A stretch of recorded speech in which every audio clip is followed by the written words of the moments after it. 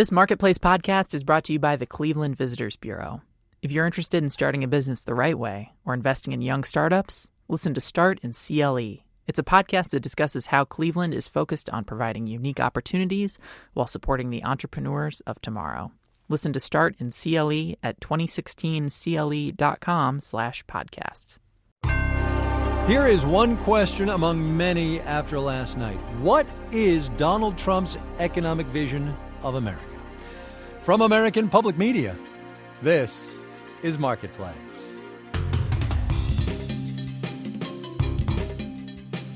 In Los Angeles, I'm Kai Rizdal. Friday, the 22nd of July. Good as always to have you here, everybody. There are, as I said, a whole lot of questions in the wake of the Republican nominee's acceptance speech last night. Ours are of the economic variety. Answers, as many as we can fit in, at least will be forthcoming in the next 4.5 minutes. David Gura is at Bloomberg. Nela Richardson is at Redfin. Hey, everybody.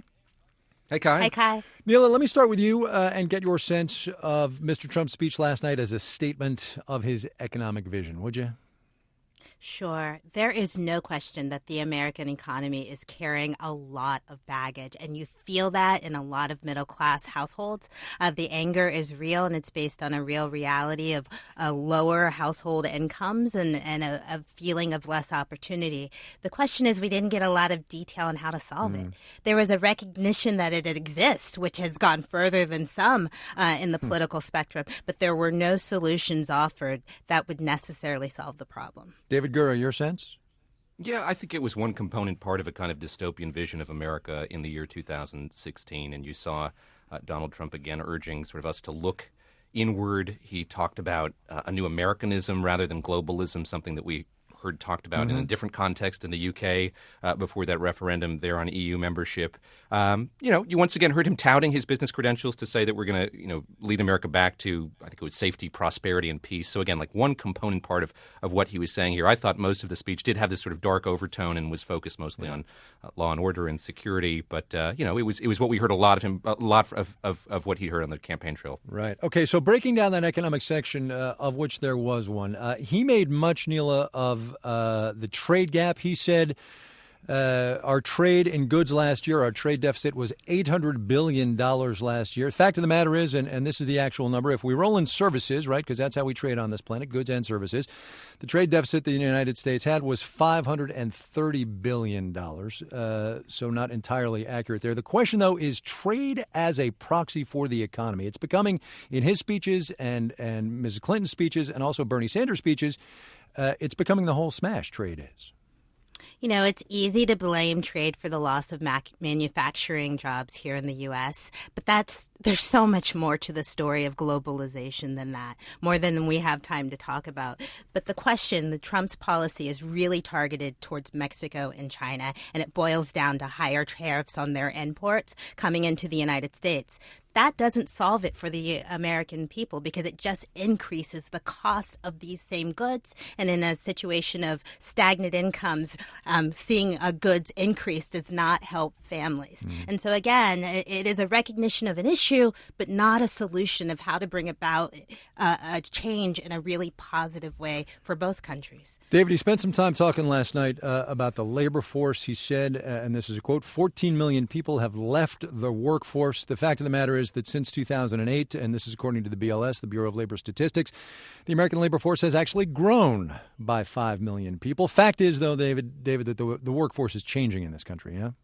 Yeah, absolutely. Just picking up on something Nela was just talking about, I think that he talked about manufacturing, but he didn't address the problems with productivity. This country is manufacturing an awful lot of goods. It's just doing it with fewer workers, and that's something he didn't really address in that speech last night. I think also getting back to something Nela was saying about the sort of sense that there are things wrong with the economy, sense that things are wrong with the economy in this country. I think that we all know somebody who's out of work or somebody who's not working in a job that he or she wants to be working in. He was picking up on something there. I would say that he was selective with the facts here. He talked about African-American unemployment. He sort of exaggerated how many young African-American men and women are out of work. But, as I noted immediately last night, even the real number, which was less than what he said it was, is still a really discouraging number. 38% or 31%, I think, of African Americans who are 16 and 19 are out of work. So there is some selectivity there, but I think that he was tapping into something in the zeitgeist there where we feel like the economy just isn't what we think it should be. Yep, absolutely true. And Nela, quickly now, a point where Mr. Trump was right. He said household incomes are down $4,000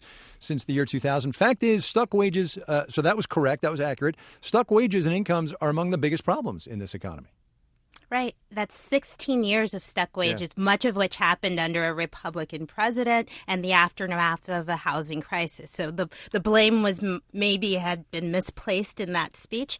However, this is not a temporary fix. It's not something the Fed can do on its own. Yep. Unfortunately, it needs collaboration between both parties in Congress. That's what's been missing the last 16 years. And that's why we have an economy that's stuck in the mud. All right, we got a boogie. Nela Richardson at Redfin, David Gura at Bloomberg. Thanks you two for your thoughts. Thanks, Kai. Thank you, Kai. All right, have a nice weekend. One more thing, GOP convention-wise, before we put Cleveland in the rearview mirror. We have been playing you tape from our pop-up podcast, Politics Inside Out, all week. Politics and the economy in this country from the insider and outsider perspective. Today, from the Marketplace desk of What a Difference a Week Makes, a guy that Nancy Marshall-Ganzer interviewed twice this week. His name is Mark Bossy. He's a Long Island guy, and he is concerned about what he calls cheap goods coming into the United States. But earlier in the week, he was skeptical of Mr. Trump's plan to get out of existing trade deals. Here he is earlier this week. We got to come up with a plan that keeps us fiscally responsible and also helps our friends and trading partners. So that was Tuesday. This, what you're about to hear, was last night after yelling himself hoarse. I got to see a Donald Trump I've been waiting to see for almost 8 months now. Not the bickering, infighting during the primary, the name-calling. I got to see a president of the United States standing before me and telling me how he's going to get us back on track. I am 100% committed behind this person today. Our podcast, Politics Inside Out, is headed to Philadelphia next week. Get it wherever you get your podcasts. On Wall Street today, there was some trading. Why do you ask? We'll have the details when we do the numbers.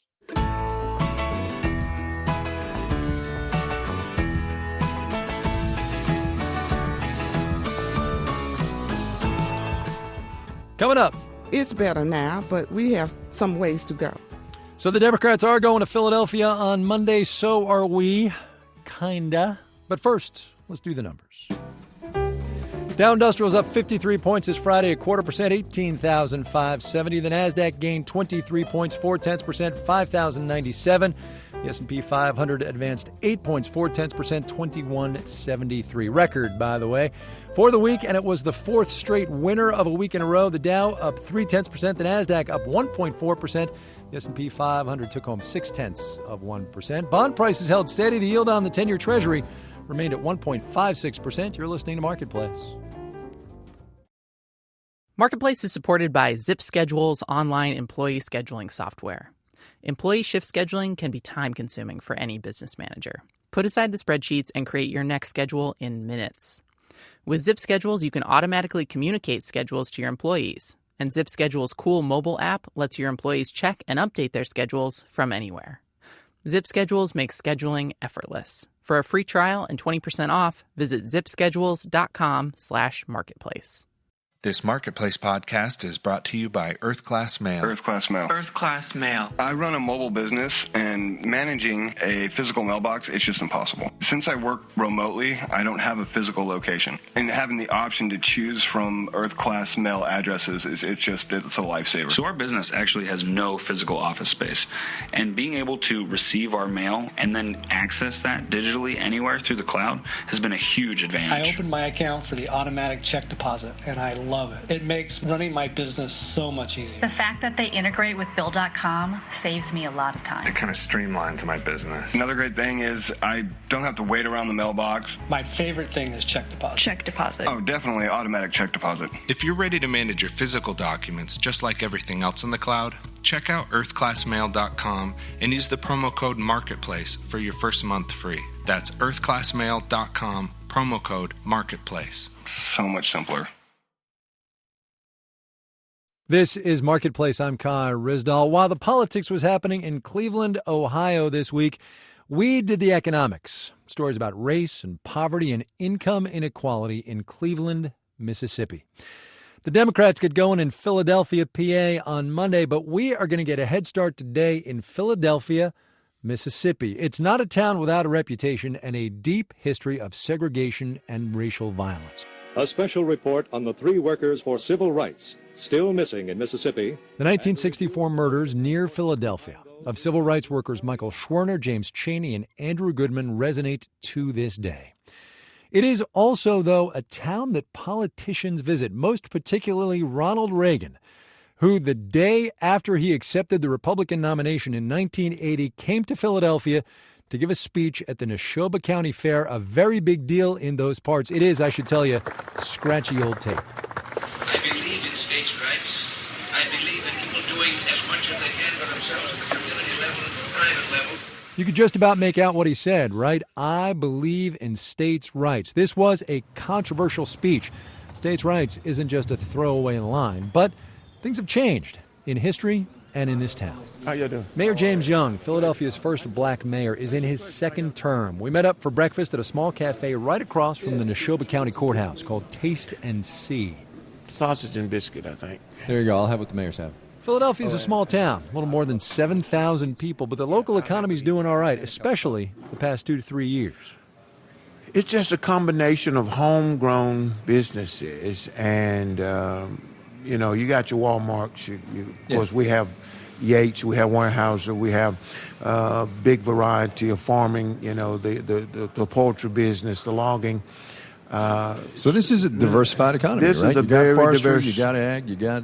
It's a very diverse. And during the times where everybody else was kind of really gasping for air, we were so diverse that even if we lost one, the other would kind of kick in. So we're blessed. I'm blessed. How important was it that you got elected mayor of this city? I'd been in county politics for about 16 years prior to city. I really didn't think that much about it. I was just changing positions, changing office, taking the opportunity to run for city versus county. Yeah. Did not realize the impact that it would have statewide or national. I just couldn't see that happening. Come on, really? When you're dealing with people all your life, Philadelphia, Neshoba County, I've been here all my life. The early 50s, of course, I was a child, early 60s. We heard about the racism. We knew about the murders and all those things. But this is my life. I've been here. So the first few weeks in office was like unbelievable. You had people traveling from Louisiana, Michigan, West Virginia, I just all over, just wanted to see if this is real. And it kind of began to sink in how important it was to them. It's important to me, but it was just a bigger message to those who was really in the struggle. I read a quote, and I think it's from you, about how Philadelphia has managed to come from where it was 50 years ago and succeed economically as it's doing today. And you said the way we did it was by facing the past, by owning up to that racism. Owning up to it. And I think if we could do that, you said not reinvent the wheel, so to speak, but our society is in a constant motion. You guys, younger guys. Thank you. Thank you. Y'all got a different way of looking at things, but the problems or the issues are still there, whether it's 1940 or 2016, and how we deal with these core issues dictate whether we succeed or fail. And I think Philadelphia has stepped up to the plate and said, we acknowledge our past. It's not pretty. It's violent. And I'm in my second term as mayor of this city. And the second term was sweeter than the first one because I think the first one people thought, well, it's just a fluke of nature and of timing. Timing is everything in some cases. But when I won the second term, it was like confirmation that we trust you, that we re-elect you because of your work and not because of your color. Do you remember when Ronald Reagan came here in 1980 after the convention? I was a paramedic then. Paramedic? Yeah. So you were probably working the Neshoba County Fair. I was. I never seen that many people in one spot. Tell me about that day. It was kind of unreal because you had a national person, you had a movie star, you had a guy who's running for president coming to Philadelphia, Mississippi. It's almost like, okay, Mississippi has broken into the national scene politically by him coming here, of all places. And some people have taken it to mean something else, I really don't care about that. Well, we part. should say he gives a speech about states' rights, which is a loaded term. And so, my thing is rights to do what? There's a right, there's a wrong. Whether you're gay, straight, multi, whatever, I'm going to respect you. I don't care who you are. And this is where we're missing the boat. And I shouldn't have to beg you to treat me right. And this is, I think, the whole essence of the civil rights movement was, I don't want your house, I don't want your car. I just want to be treated right. This is going to air in a week, plus or minus. So the events of last night in Dallas, wow, and the shootings 2 days ago in Baton Rouge and St. Paul will probably have faded a bit from the news. But since I have you, a black man, a mayor in a deep South town, now what?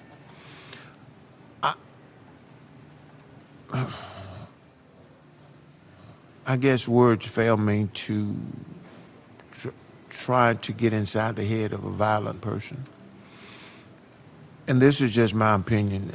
There's something out there, and I can't put my fingers on it, that's trying to create separation in its most violent form. As a black man growing up in the 50s and 60s, we know what it feels like to be afraid to see the blue lights. We know what it felt like to not be doing anything and be pulled over and harassed. But we also know the internal anger that we felt. But we had some foundation not to retaliate in a violent way. This generation doesn't have that foundation. And sadly, from both sides of the fence, innocent lives are being taken. And so I guess the question is, how do we stop it? How do we stop it? And different president ain't going to stop it. Different governor ain't going to stop it. So let's quit trying to put it all in the political arena. It ain't worked. It ain't never worked, and it never will work. And those who say they can fix it, they just lying. I mean, I can't fix you. There's something internal that has to take place. I was in Cleveland a couple of days ago talking to a woman. She's 70-something years old. She was there when Bobby Kennedy came on the poverty tour. She marched with Dr. King. And I asked her if it was better now. And she said, oh, yeah, it's better. And this is a woman who's living in poverty in the Mississippi Delta, and her life was and is really hard. But she said, it's better, and I'm hopeful. Mm-hmm. What do you say? I say it's better, and I'm hopeful. And that sounds like escape, but it is better. If you've never been there, you don't understand what better is. And there's so many people in this country is blessed, never know what it is to go hungry. Never knew what it was to have to go outside to use the bathroom. Never knew what it was to, again, be afraid of the sheriff and the local PD. Millions of people in this nation have never experienced that. Never experienced being treated wrong simply because you're black.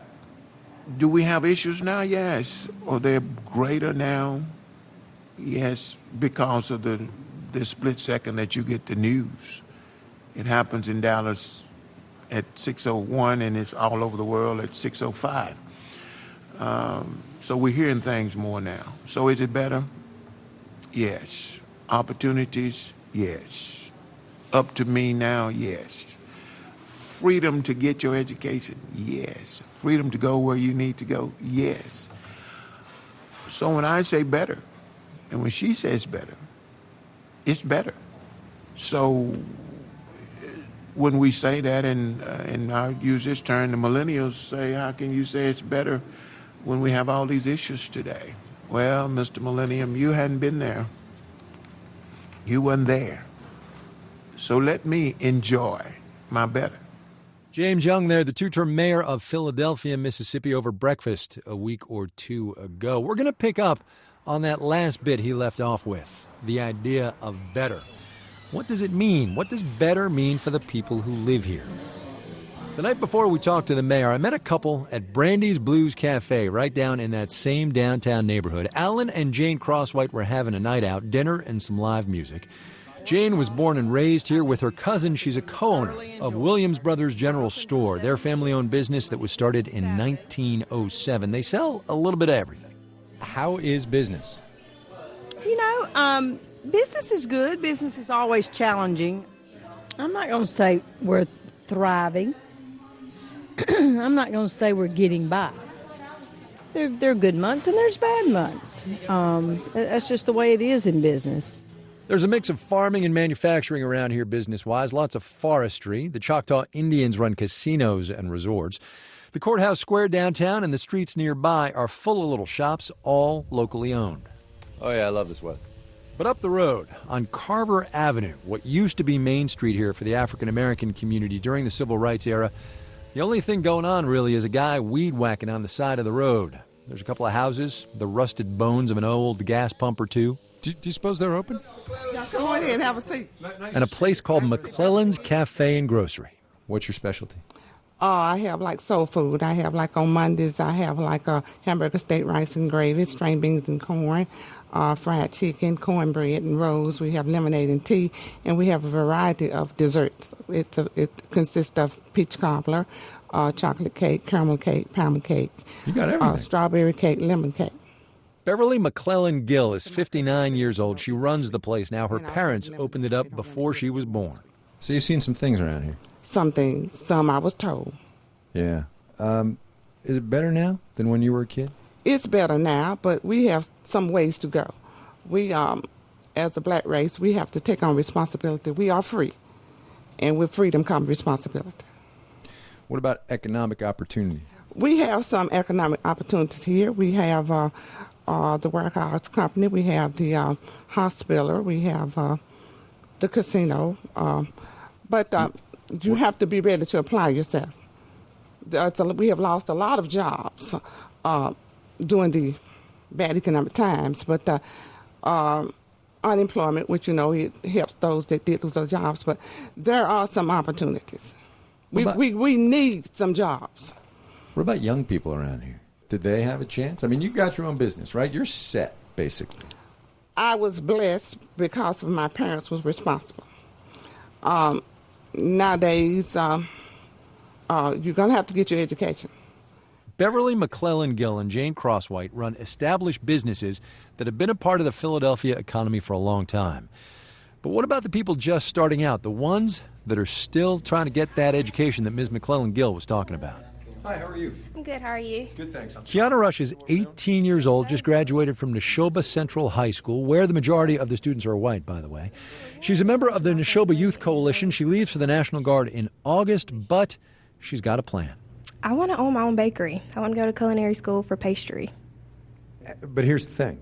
Are you going to come back to Philadelphia and open your bakery, or are you going to go to Jackson or Memphis? Yeah, there's a... That's a hard question. I love my hometown, but for success, I have no idea about that part. I think you look like a woman who's thought it through. Well, I kind of want to be here. I have family here, but I also want to go where the money is. Yeah. What's it like being a young person in this town? It's not as difficult for young people as it is for elder people because, you know, we didn't grow up in the same lens as elder people. So it sounds like race is not a big thing for you in your life. I feel like it's going to affect maybe our kids or grandkids' generation, not us. You're smiling when you say that, but you sound a little sad. No, things are changing. Like, people say there's not really racism for younger people, but I feel like it's going to come sooner or later that we're going to start turning against each other and clash. What's the best thing about living in Philadelphia, Mississippi? The smiling faces. Even though racism still exists, people will still smile in your face just to act like nothing exists. But you know that it does. Mm-hmm. Yes. Is it okay with you that it's not really talked about so much? I mean... It bothers me that they don't want to talk about it because they know they did wrong. What's the worst thing about living in Philadelphia, Mississippi? The worst thing, that it still exists. Racism still exists and nobody's doing anything about it. That's the worst. Race and poverty and income inequality and economic opportunity in this country aren't going to be unpacked in a couple of radio stories, even really long radio stories like these have been, or in a set of political conventions, even with convenient historical parallels like the ones we've drawn. Context matters, though, the reality behind all the politicking we've heard this year and will be hearing for the next couple of months. You can hear all the stories from our election year coverage. It's called How the Deck is Stacked, and it's online for you at marketplace.org.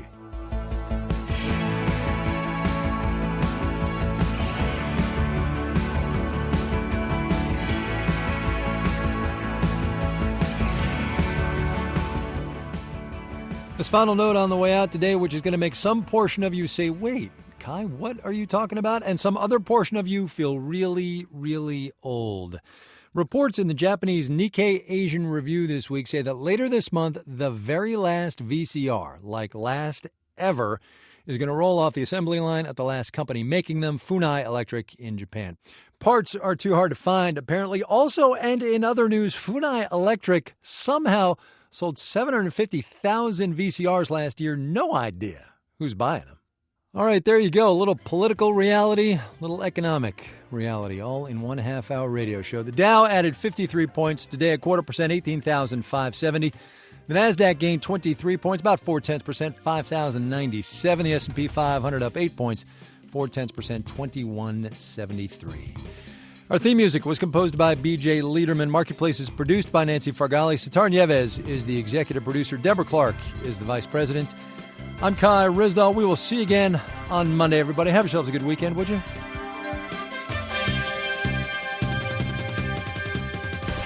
This is APM.